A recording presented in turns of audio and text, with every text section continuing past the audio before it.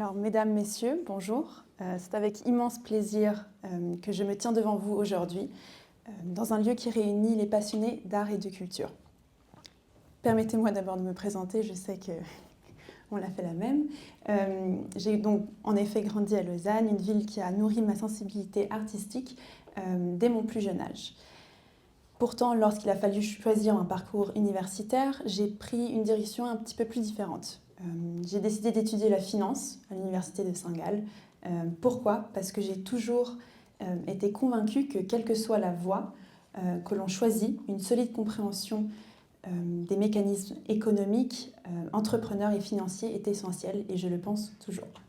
Mais malgré cet environnement académique orienté vers l'analyse, la rentabilité et la stratégie, mon esprit, lui, est toujours resté rattaché au monde de la créativité et du beau. C'est dans cette dynamique que j'ai trouvé ma place au sein du Luxury Business Club de Saint-Gall, une association universitaire dont j'ai eu l'honneur d'être présidente pendant près de 2 ans. Ce rôle m'a permis d'explorer en profondeur les industries du luxe sous toutes leurs facettes, donc par exemple l'horlogerie, la mode, tout ce qui est artisanat, entrepreneuriat et bien sûr le monde fascinant de l'art et des maisons de vente aux enchères. Et c'est précisément cette intersection entre l'art et la finance qui a éveillé en moi une véritable fascination. Plus j'avançais dans mes études en finance, plus je me questionnais sur le dynamique financier qui régisse le marché de l'art. Donc comment une œuvre acquiert-elle sa valeur? Quels sont les défis stratégiques des maisons de vente dans le marché en constante évolution, et surtout comment l'innovation technologique, notamment l'intelligence artificielle, donc l'IA, vient-elle bousculer ces codes établis depuis des siècles. C'est ainsi qu'est née ma thèse de bachelor, collectionner à l'ère de l'IA, l'impact de l'art généré par l'IA sur les maisons des ventes aux enchères et la dynamique du marché de l'art. Une recherche qui explore la manière dont l'art généré par l'IA redéfinit les perceptions de la valeur, influence le comportement des collectionneurs et interroge les modèles traditionnels des ventes aux enchères. J'espère que cette réflexion suscitera en vous autant de curiosité et de questionnement qu'elle en a éveillé en moi. Donc, entrons maintenant dans le vif du sujet. Si l'on devait identifier un moment charnière où l'IA a fait l'irruption dans le monde de l'art, ce serait sans aucun doute la vente du portrait d'Edmond de Bellamy qu'on voit ici présent. Chez Christie's, donc bien sûr en 2018, elle a été vendue. Cette œuvre réalisée non pas par un artiste humain, mais par un algorithme, a été adjugée à près d'1 demi-million, ou 432 500 $ pour être plus exact, soit près 45 fois son estimation initiale. Une vente record qui a immédiatement soulevé des interrogations fondamentales, dont par exemple l'art généré par une machine peut-il avoir une véritable valeur artistique et financière, ou qu'est-ce que cela signifie pour l'avenir du marché de l'art et des maisons de vente aux enchères. Mais alors pourquoi cette œuvre est-elle si importante ? Ce portrait au premier regard pourrait évoquer une peinture du XVIIIe siècle, avec ses tons flous, son personnage mystérieux et effacé. Pourtant, derrière cette apparence classique se cache une rupture radicale avec des conventions de l'histoire de l'art. Edmond de Bellamy, ici présent, n'a pas été peint par un humain, mais conçu par un programme d'IA, utilisant un algorithme connu sous le nom de GAN. Donc GAN, ça tient pour Generative Adversarial Networks, développé par un collectif d'artistes appelé Obvious. L'algorithme a été entraîné sur un ensemble de 15 000 portraits historiques du XIVe au XXe siècle, lui permettant d'apprendre les codes esthétiques de la peinture classique. Son rôle, générer une œuvre nouvelle en combinant et en réinterprétant ses influences sans intervention humaine directe dans le processus de création. Pour aller encore plus loin, sa signature ici en bas à droite de l'œuvre, elle-même n'est pas celle d'un artiste traditionnel, mais une équation mathématique symbolisant la main derrière cette création, donc la machine. Mais que sont les GAN ? Et comment l'IA peut-elle créer de l'art ? Donc cette technologie permet à une IA de générer des nouvelles images apprenant à imiter des modèles existants. Cette méthode repose sur un principe d'apprentissage original qui met en avant la confrontation entre deux réseaux artificiels. Pour comprendre simplement ce fonctionnement des GANs, on peut l'assimiler à une interaction entre un faussaire et un expert en détection de faux. Donc, le processus d'apprentissage repose sur un jeu d'amélioration continue entre ces deux entités. Il y a deux facteurs, le générateur, donc la première petite case un petit peu plus foncée sur la gauche, et le discriminateur juste un petit peu plus sur la droite. Donc ce générateur, qu'on appelle le faussaire, crée une image aléatoire et l'envoie directement au discriminateur. Le discriminateur compare l'image avec celle qu'il connaît et évalue si elle est authentique ou artificielle. Si le discriminateur détecte l'image comme étant fausse, il renvoie cette information au générateur directement et qui ajuste ensuite son travail pour proposer une nouvelle image plus convaincante. En fait, ce cycle se répète des milliers, voire des millions de fois, jusqu'à ce que le générateur parvienne à produire une œuvre si réaliste qu'elle réussit à tromper le discriminateur. À force d'apprentissage, le générateur affine ses créations et finit par produire des images qui semblent authentiques sans qu'un observateur humain puisse toujours faire la différence entre une œuvre classique et une œuvre générée par un IA. Mais pourquoi cette vente a-t-elle marqué un tournant ? Cette transaction n'a pas seulement surpris par un montant, elle a aussi ouvert un débat existentiel sur la place de la technologie dans le monde de l'art. En franchissant cette porte d'une prestigieuse maison de vente comme Christie's, une institution qui repose sur l'authenticité et l'histoire de ses œuvres, Edmond de Bellamy, qu'on a vu juste avant, a prouvé que l'art généré par l'IA pouvait être reconnu et valorisé sur un marché traditionnel. Mais cela soulève souvent des questions fondamentales, comme par exemple, qu'est-ce qui fait la valeur d'une œuvre d'art ? Est-ce son auteur, son histoire, son processus de création ou l'émotion qu'elle procure ? Peut-on encore parler de création lorsqu'une œuvre est générée par un algorithme ? Les maisons de vente et les collectionneurs doivent-ils repenser leurs critères d'évaluation face à ces nouvelles formes d'art ? Et tant d'autres questions. Cette vente a marqué le début d'une nouvelle ère où l'art et la technologie s'entrelacent plus que jamais. C'est précisément cette dynamique qui m'a motivée à explorer en profondeur les implications stratégiques et économiques de ce phénomène dans le cadre de ma thèse. Car au-delà du simple choc qu'a provoqué cette vente, une transformation beaucoup plus profonde est en cours dans le marché de l'art, une transformation que nous allons bien sûr maintenant explorer ensemble.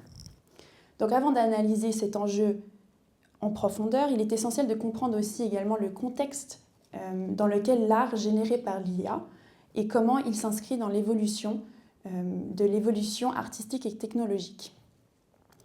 Donc, en tant que canevas sociologique de l'art, je pense que vous le savez tous ici, depuis toujours, l'art reflète les normes et les valeurs sociétales évoluant avec le progrès culturel et technologique. L'IA s'inscrit dans cette continuité, bousculant nos conceptions traditionnelles de la créativité et de paternité artistique. Ensuite, en ce qui concerne l'évolution de l'IA, entre avancées spectaculaires et périodes de désillusion, l'IA a connu plusieurs renaissances et aujourd'hui, le progrès en machine learning, par exemple, et en réseaux neuronaux, qui lui permettent d'accomplir des tâches autrefois considérées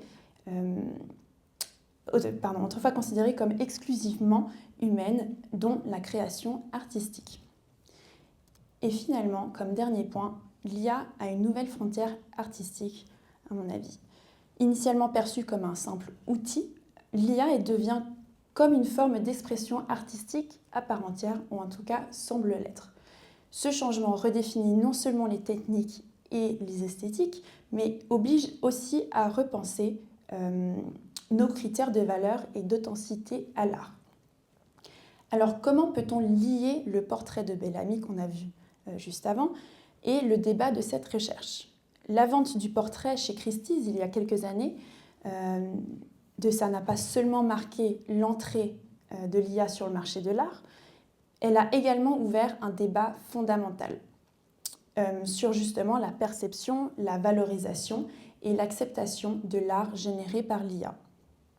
Cet événement a été un point de départ de ma réflexion et de mon intérêt pour ce sujet, qui a abouti à ma recherche sur l'impact de l'art généré par l'IA sur les maisons de vente aux enchères et les dynamiques du marché de l'art. Donc, le monde de l'art a toujours été façonné par les innovations techniques et culturelles. L'apparition de la photographie, par exemple, au XXIe siècle, ou le mouvement du Dada au XXe siècle, ont tous deux remis en question les normes établies et ont aussi redéfini la notion même de l'art. L'IA représente aujourd'hui une nouvelle rupture, mais son impact reste encore flou. Le succès commercial du portrait a démontré qu'une œuvre sans intervention humaine directe pouvait être valorisée par une maison de vente aussi prestigieuse que Christie's. Cependant, cette reconnaissance a immédiatement soulevé des interrogations majeures. Par exemple, comment le marché de l'art perçoit-il ces œuvres? Quels sont les critères de valorisation d'un art créé par l'IA?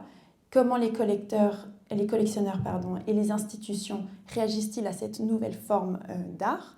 Et quels seront les impacts à long terme sur le marché et la régulation des enchères, comme ici présent. Donc, si cette vente a marqué un tournant, elle ne représente qu'un premier pas dans une transformation plus profonde. Mon objectif a été d'explorer comment l'IA redéfinit les bases du marché de l'art, tant sur un point économique que culturel.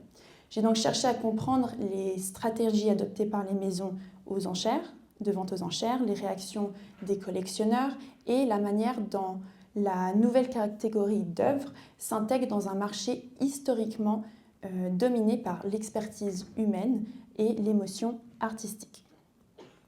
Ainsi, combinant des entretiens avec des acteurs du marché de l'art, cette méthodologie m'a permis de cerner à la fois l'enthousiasme et la réticence que suscite l'art généré par l'IA.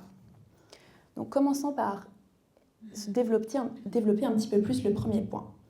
Donc la perception et l'acceptation de l'art généré par l'IA.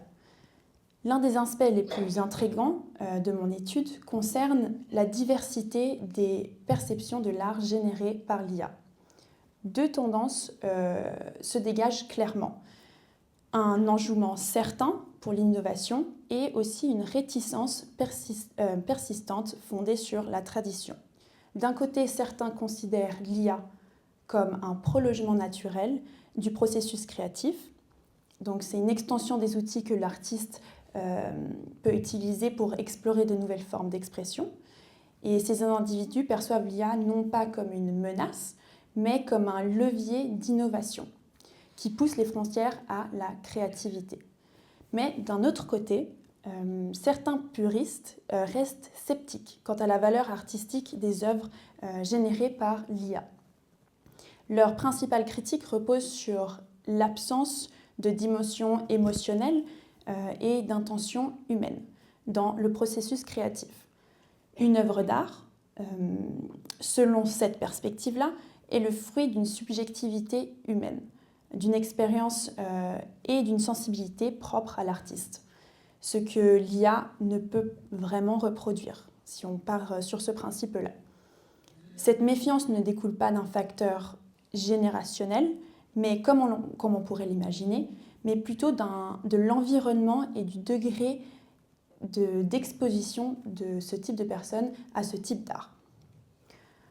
Ensuite, comme deuxième point que j'ai trouvé assez intéressant, c'est le défi de l'évaluation et de la valorisation de l'art généré par l'IA. Donc, l'un des contrastes majeurs de mon étude est la remise en question des méthodes traditionnelles de l'évaluation de l'art. L'art a toujours été, selon les critères tels que notoriété de l'artiste, l'histoire de l'œuvre et sa rareté par exemple. Or, ces critères deviennent plus flous avec l'art généré par l'IA. Plusieurs participants ont comparé cette situation à celle du mouvement du Dada au début du XXe siècle, justement, qui a radicalement bouleversé la définition même de l'art.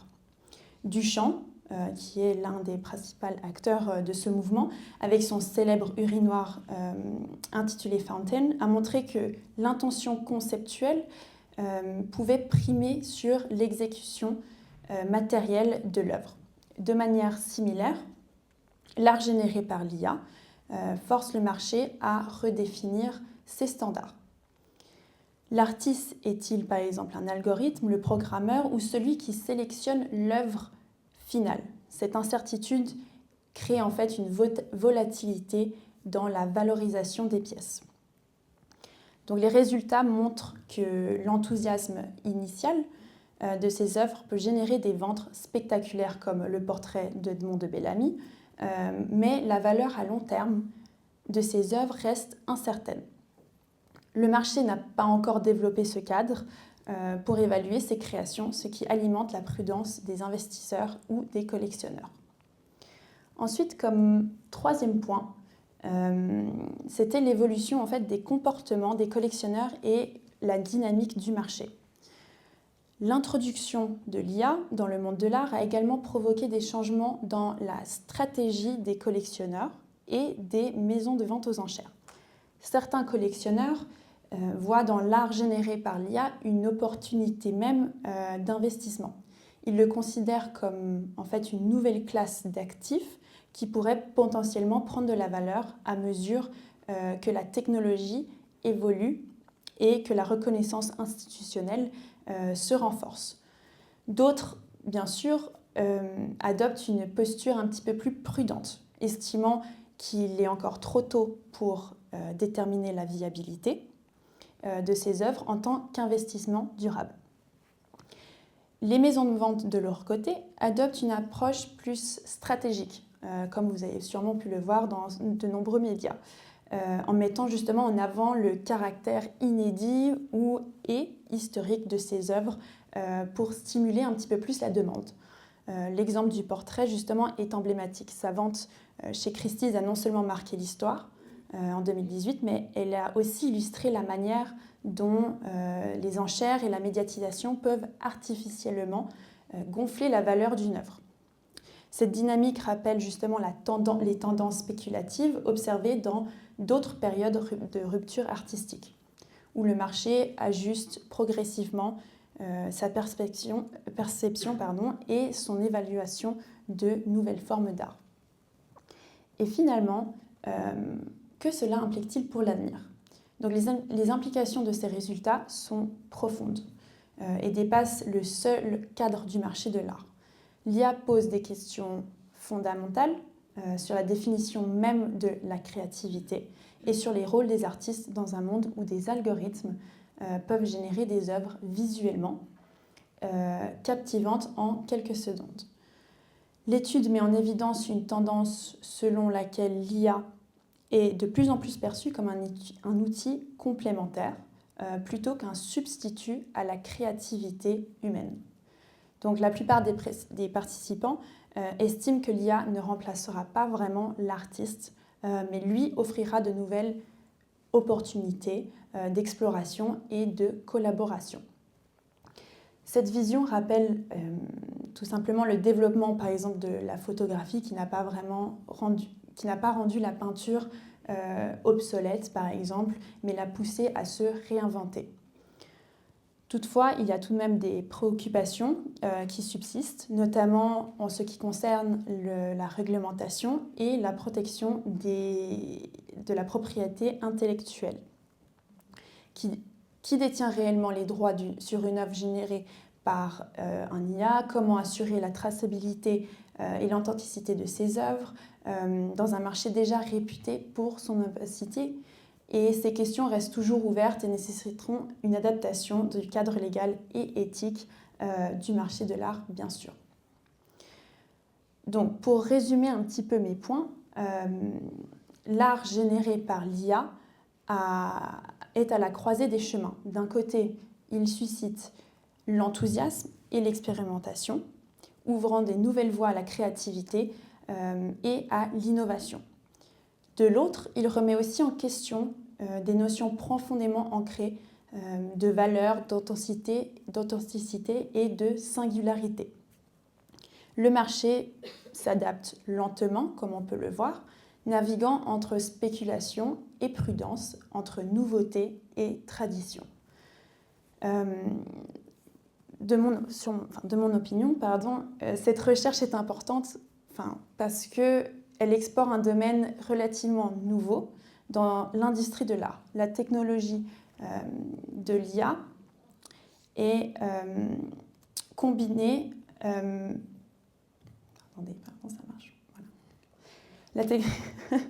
La technologie de l'IA combine la créativité humaine traditionnelle et remet en question aussi notre compréhension de qu'est-ce vraiment l'art. Elle nous fait repenser la valeur intrinsèque de l'art et le fonctionnement du marché. Et elle nous amène vraiment à nous interroger sur ce qui constitue réellement l'art et sur qui ou quoi peut être considéré comme un artiste. Ce qui est certain, c'est que nous assistons à une transformation inédite du monde de l'art où la technologie ne remplace pas l'humain, mais l'accompagne dans sa perpétuelle quête d'expression et de sens. Alors, bien sûr, je ne vais pas m'arrêter là. Ceci étaient mes points que j'ai rédigés lors de ma thèse en 2023-2024, donc il y a 1 ou 2 années de ça. Mais j'ai décidé d'aller un petit peu plus loin aujourd'hui et d'essayer de captiver ce qui a évolué depuis. Donc lorsque j'ai rédigé ma thèse, l'art généré par l'IA semblait être un tournant. Mes analyses portaient principalement sur les réactions du marché entre 2018 et 2020, un moment où la vente du portrait d'Edmond de Bellamy chez Christie's avait marqué un choc, sans que l'on sache encore si cet événement relevait une curiosité médiatique ou du début d'une transformation durable. Aujourd'hui, en 2025, nous avons un petit peu plus, bien sûr, de recul. Alors, où en est-on et que relèvent les dernières évolutions du marché ? Alors, l'un des axes forts de ma thèse était la tension entre expérimentation et institutionnalisation. En 2018, Bellamy était un ovni sur le marché, si on peut le dire. Aujourd'hui, les grandes maisons de vente ont non seulement accepté l'IA, mais elles ont commencé à l'intégrer comme une catégorie à part entière. La preuve la plus frappante, par exemple, Christie's organise en ce moment même sa première vente aux enchères exclusivement dédiée à l'art généré par l'IA. En fait, ils ont commencé le 20 février et les auctions, dans les ventes aux enchères, fermeront le 5 mars 2025. Donc je vous invite à regarder ça, c'est assez intéressant. Contrairement à ce que nous observions en 2018-2020, ces ventes ne sont plus des événements isolés ou symboliques. Elles s'inscrivent désormais dans les stratégies commerciales des maisons de vente. Mais ce qui est particulièrement intéressant, c'est que ces ventes ne se limitent plus à des œuvres entièrement générées par l'IA, comme auparavant. Les maisons de vente mettent désormais l'accent sur des œuvres hybrides, plus ou moins, où l'intervention humaine joue toujours un rôle très central sur l'œuvre qui se crée. Donc ce phénomène vient directement nuancer l'un des constats que j'avais formulé dans ma recherche. À l'époque, l'un des grands débats portait sur la question suivante: l'IA peut-elle être considérée comme un artiste à part entière ? Aujourd'hui, la réponse du marché semble être non. Ce qui intéresse les collectionneurs, ce ne sont pas uniquement des images générées par un algorithme, mais des œuvres où l'IA et l'humain collaborent ensemble. Un bon exemple de cette tendance est Mario Klingemann, un artiste qui utilise l'IA donc, pour produire ses œuvres où l'intervention humaine est cruciale. Donc Klingemann a créé justement avec l'aide de l'IA ces 2 œuvres, utilisant aussi le même concept que pour le portrait de Bellamy, donc Deckhands.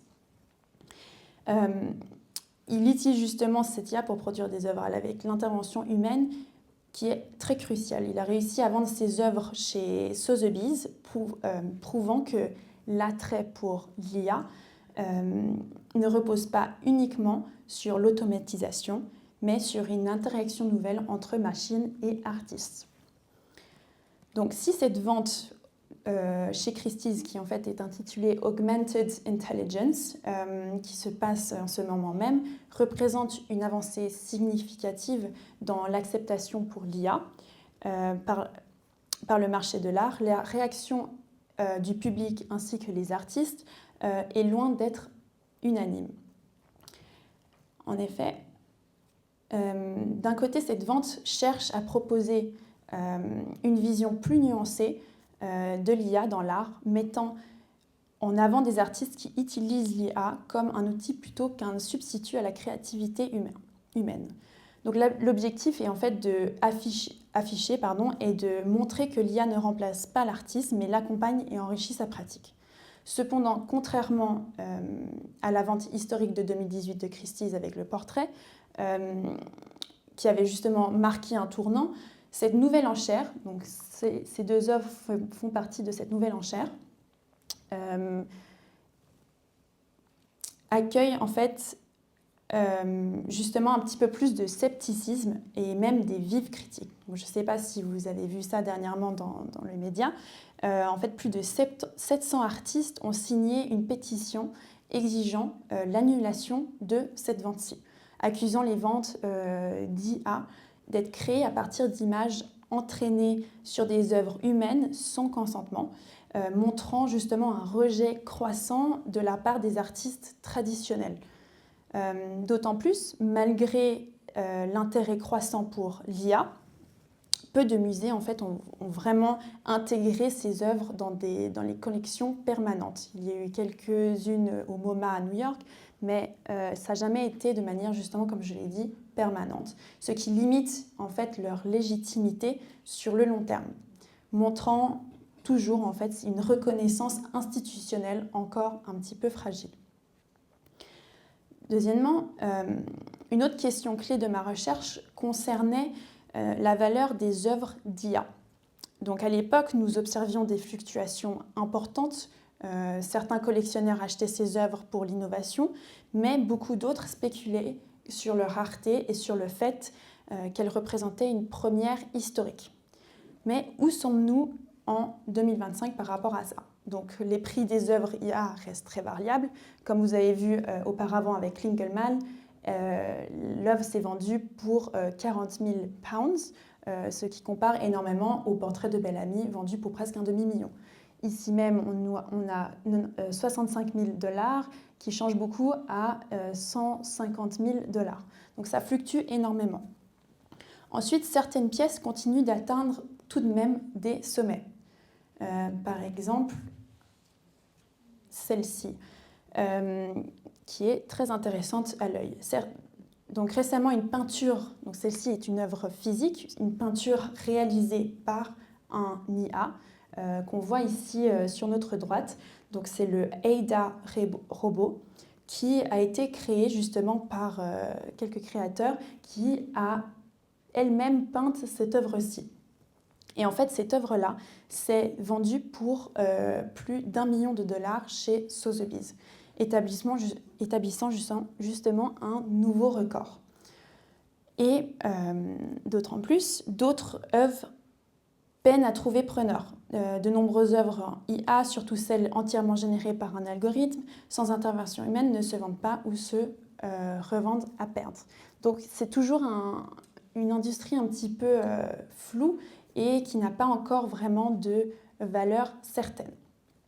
Donc justement, cela confirme et nuance à la fois mes recherches. Oui, il y a toujours une part de spéculation, mais le marché commence à mieux identifier quelles œuvres ont de la valeur durable et lesquelles ne sont que des tendances éphémères. Ce que recherchent justement désormais les collectionneurs, ce n'est plus seulement la nouveauté de l'IA qu'on avait en 2018 avec le portrait d'Edmond, mais c'est justement plus les artistes capables d'intégrer intelligemment dans le processus créatif cohérent cet outil en fait très intéressant à voir. Finalement, comme troisième point, si le marché accepte de plus en plus l'IA, le débat sur l'authenticité reste à cœur des tensions. Lors de la récente vente de Christie's dédiée à l'IA, des protestations ont en fait éclaté parmi les artistes traditionnels. Donc pourquoi ? Parce qu'une partie du monde artistique perçoit l'IA comme une menace pour la création humaine, comme je l'ai mentionné auparavant. De plus, l'une de mes principales observations était que la perception de l'IA dépend fortement du positionnement des acteurs du marché. Donc, par exemple, les collectionneurs et les maisons de vente voient dans l'IA une opportunité commerciale et esthétique. Par contre, les artistes traditionnels y voient une remise en question du rôle humain dans la création artistique. Mais la nuance qui s'ajoute aujourd'hui est que l'œuvre d'IA qui fonctionne le mieux ne sont pas celles qui éliminent l'humain, mais celles qui amplifient la créativité. Donc si je devais résumer ce que nous avons appris depuis, c'est en fait en 4 points, on va dire ça comme ça. Donc premièrement, l'art généré par l'IA semble désormais un petit peu institutionnalisé, mais l'acceptation par le marché reste toujours un défi. Deuxièmement, le marché commence à structurer la valeur de ses œuvres, mais la tension entre artistes et institutions, ainsi que collectionneurs, sont loin d'être résolues. Et troisièmement, l'IA ne remplace sans doute pas l'artiste, mais elle le redéfinit. Contrairement aux craintes initiales, les œuvres qui trouvent le plus d'écho sont celles où l'humain reste tout de même au centre de ce processus. Et finalement, comme quatrième point, le débat sur la légitimité, comme je l'ai dit avant, et l'éthique est plus fort que jamais. Et la question des droits et de l'appropriation artistique est au cœur du débat. Donc aujourd'hui, si l'IA n'est plus l'IA, c'est clairement plus une expérience de laboratoire. Elle est une réalité du marché de l'art, mais son avenir dépendra de la manière dont les collectionneurs, les artistes, les institutions et nous-mêmes parviendront à redéfinir ce que fait la valeur d'une œuvre et ce qui fait un artiste est un artiste. Donc, merci beaucoup pour votre attention. Je ne sais pas si vous avez des questions.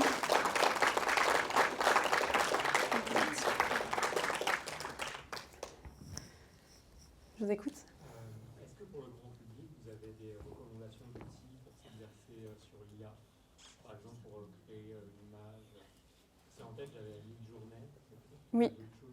Non, rien compris. On n'entend pas la question. Un petit peu. Ah, désolé. Des outils. Je demandais en fait quel type d'outils on pouvait utiliser pour s'exercer à l'IA ou pour essayer de créer des images. En tête, moi j'avais Midjourney. J'en ai en effet entendu parler.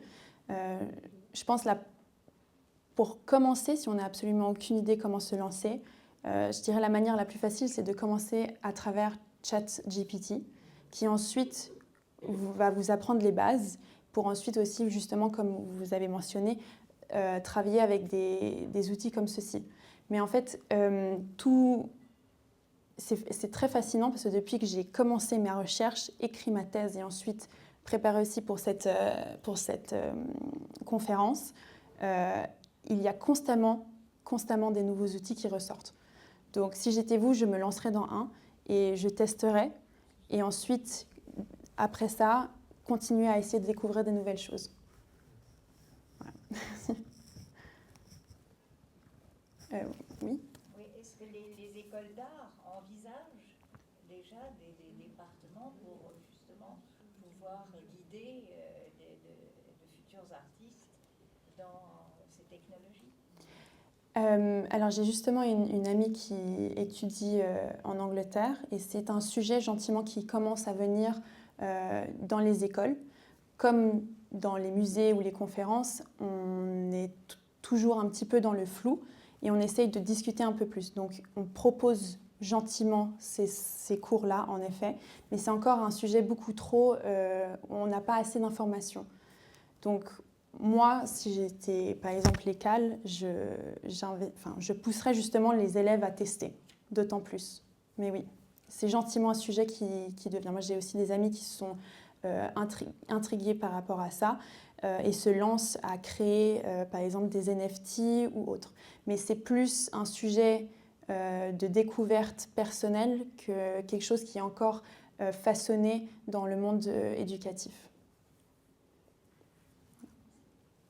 Vous avez parlé au début du dialogue entre l'expert et le faussaire. Oui.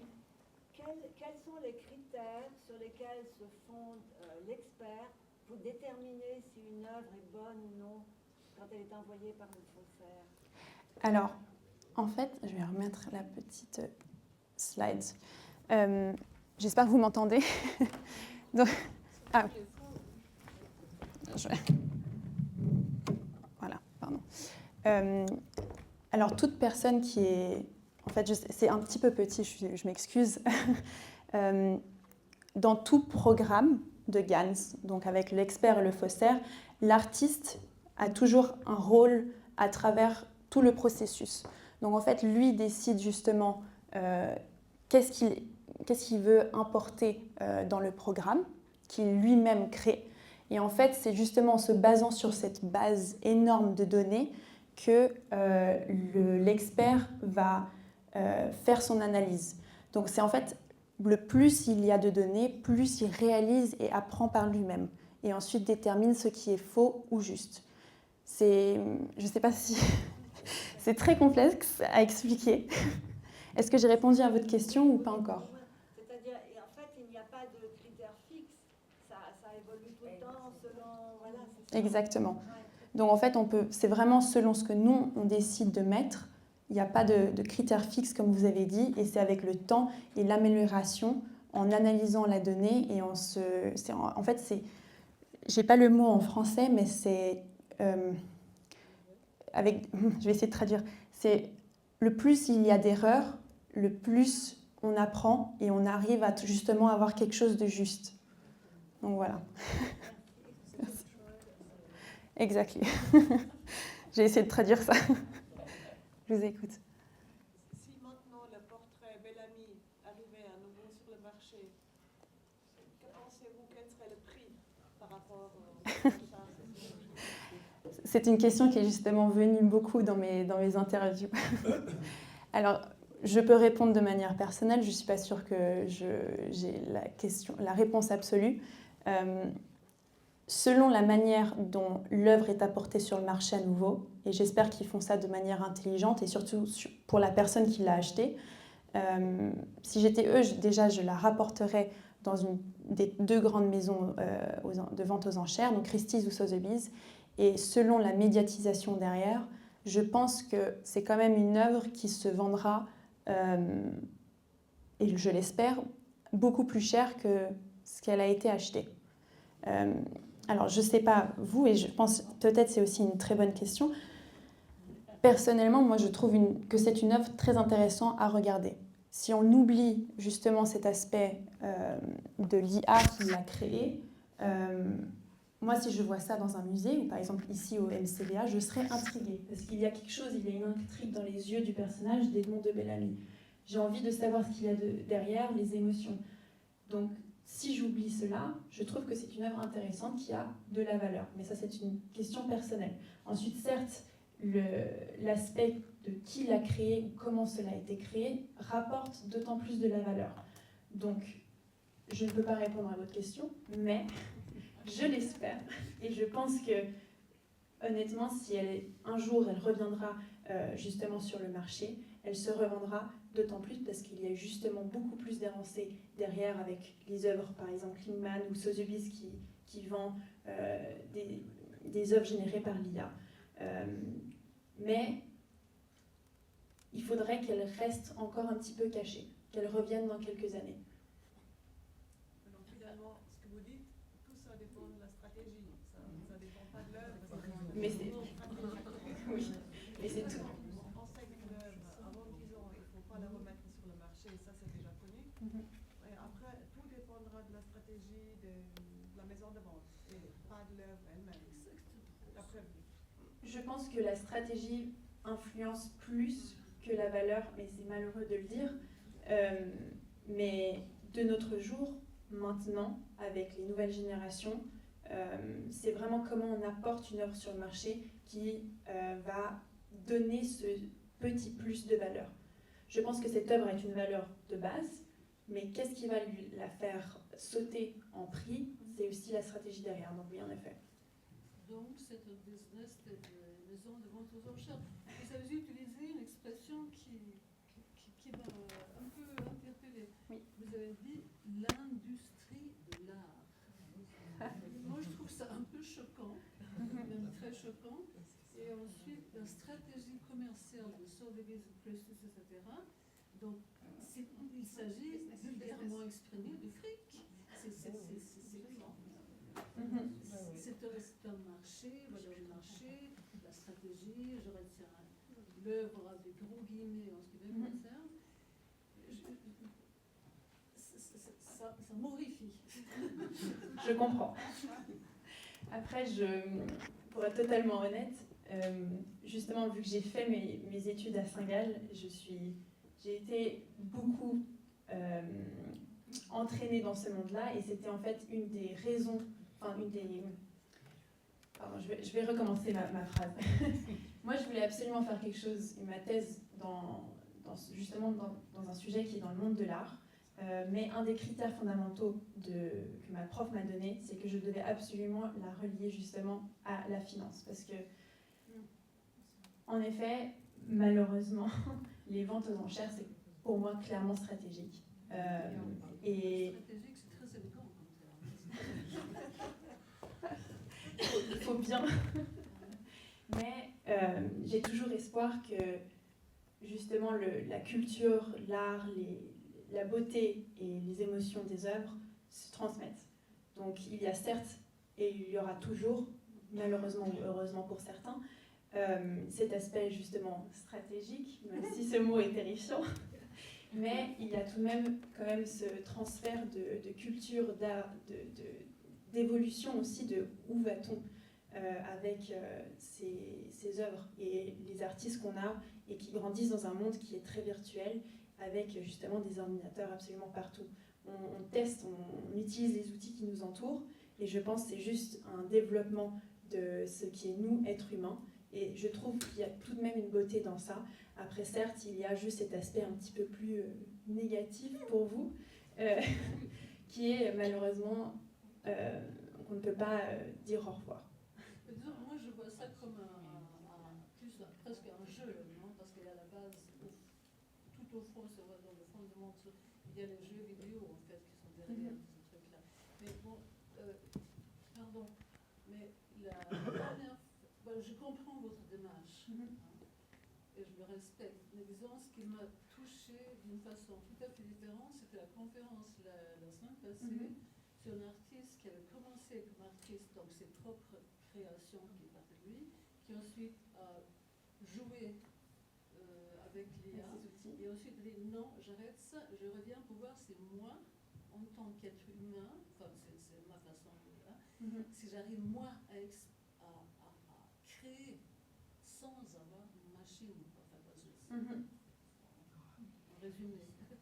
Mais ça, je suis totalement d'accord avec vous. Moi, je pense que là, maintenant, on est dans une période de test. On essaye de, comme vous dites, comme l'artiste que vous avez écouté, c'est intéressant parce que c'est un nouvel outil, donc on est curieux et on a envie de le tester. Et moi, je suis totalement pour que les artistes essayent.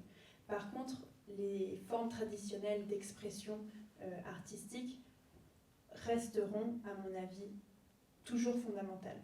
Et je l'espère aussi. Mais par contre, je trouve ça aussi très intéressant et c'est une manière d'ouverture d'esprit, d'essayer, et si l'on n'aime pas, je le comprends aussi. Et même moi, je trouve la forme plus traditionnelle beaucoup plus intéressante. Mais c'est juste, ce sujet-là m'a aussi intriguée parce que c'était totalement nouveau. Et ça change un petit peu des formes que l'on connaît. Justement, une rupture un petit peu aux formes traditionnelles. Moi, j'aimerais savoir si vous pouvez nous expliquer comment les œuvres sont évaluées pour les ventes aux enchères, justement. C'est justement ça la question.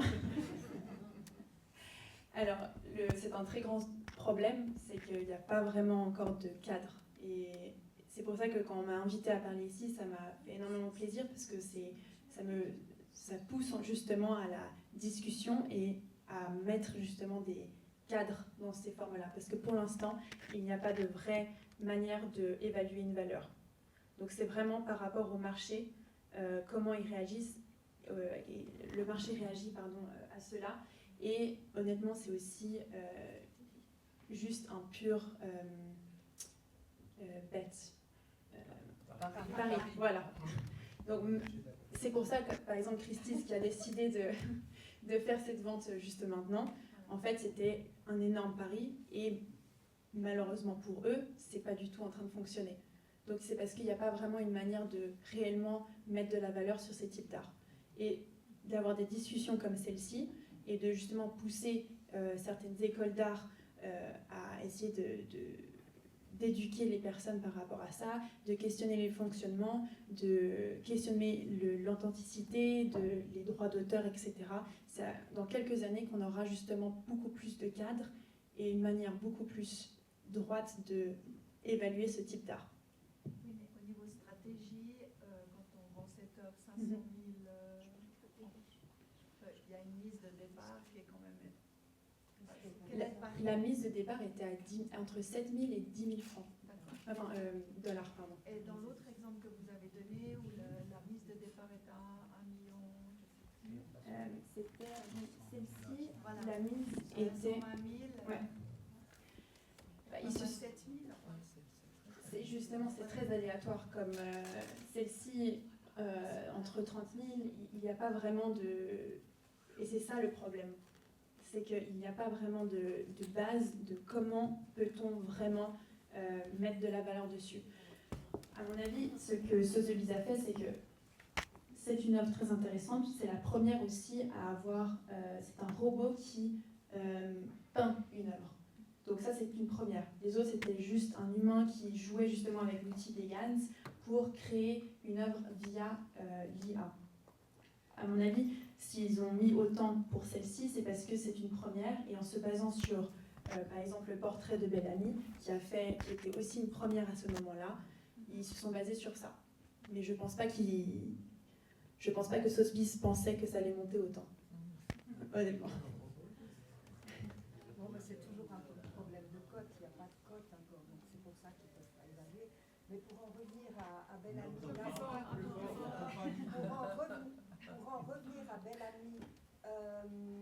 là vous dites que c'est peint par un robot. Bellamy, c'est quelle technique?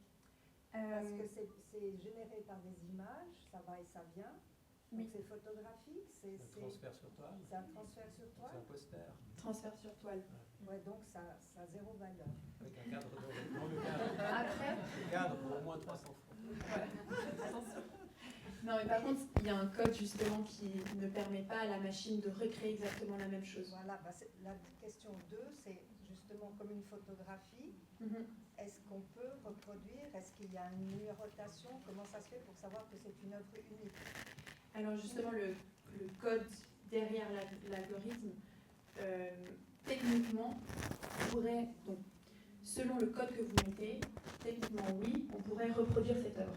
Or, ces artistes-là, ce collectif, qui s'appelle Obvious, dans leur code pour créer cette œuvre d'art, on fait exprès de mettre un code unique afin qu'il n'y ait pas forcément de réplication. Donc, voilà. Donc il y a une certaine forme de valeur, mais une valeur modifiée manuellement. Donc voilà. Oui, les supports informatiques où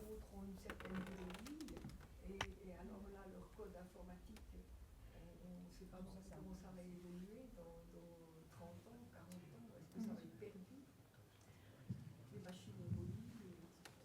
Alors, en effet, mais je pense que les machines évoluent en utilisant les bases de données qu'on a déjà et en essayant de les grandir ou de trouver des formes alternatives ou des formes dérivées. Donc, je pense que de nos jours, rien ne se perd. Si quelque chose est dans le système, rien ne se perd.